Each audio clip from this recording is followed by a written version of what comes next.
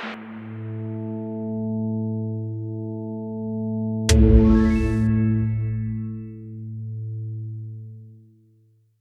everyone, and welcome to episode 12 of Harmonia plugin tutorials. In this episode, we'll go over the white override tool and what it does, and then move on to the composition guides panel. Starting with white override. This tool lets you set up your lighting regardless of the materials in your scene, so it's easier to reach the lighting you actually want. It swaps every opaque surface for flat white, and it renders in the path tracer and through MRQ. So what you see is what you get. At the top, you choose between white and the UV checker, and we'll come back to the checker shortly. Under Inherit from Source, you decide what to keep from the original materials. Opacity keeps your opacity masks, so cutout foliage still reads correctly instead of turning into solid white cards. And Invert flips that mask if it comes through the wrong way round. Roughness keeps the original roughness, or, with it off, every surface uses the fixed roughness value underneath, which is what you want when you're judging lighting rather than materials. Then, leave alone. Studio Materials skips anything using your studio's material prefix. Glass and water leaves transparent surfaces alone, so a glass of water on the table stays glass. Decals are left alone as well. Include HDRI Backdrop decides whether your backdrop is overridden along with everything else. And Show Report tells you exactly what was overridden and what was skipped. With that set, press Apply White Override, and your whole scene switches to the white material.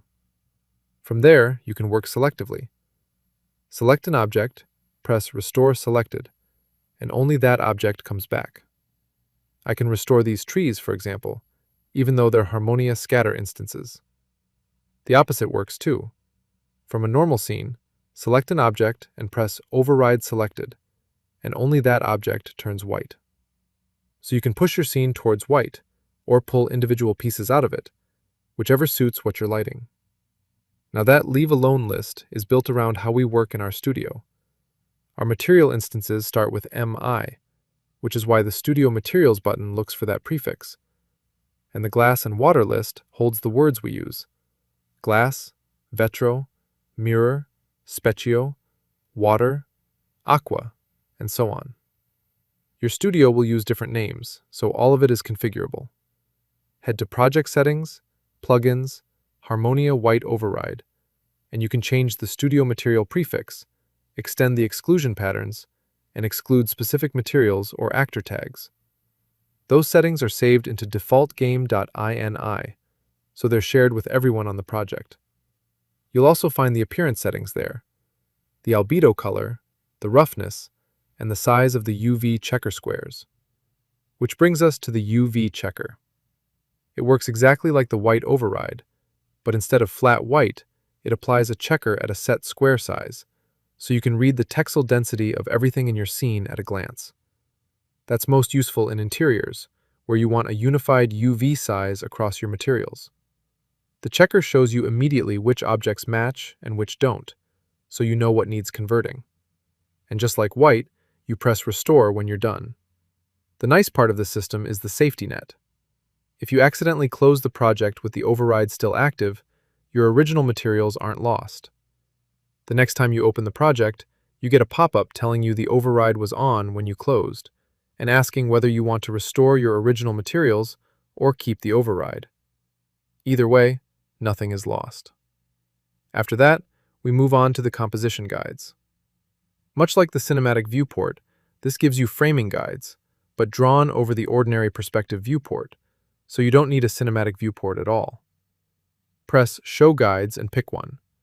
Where Unreal gives you a couple of options, here you have thirds, quarters, crosshair, rabatment, phi grid, spiral, triangles, diagonal, armature, and safe frames, plus a custom mode where you set your own number of columns and rows. You can change the thickness of the lines, their opacity, and their color, and contrast outline keeps them readable against a busy image. Then the frame section. Aspect mask and border give you two ways to show the crop, and the ratios 16:9, 3:2, 2:1, 1:1, or your own don't change your camera at all. They're there so you can see how your current framing would sit at that aspect before you commit, and then set your camera to match. Mask Dim controls how dark the masked area goes, and it's worth knowing that all of this is viewport chrome only.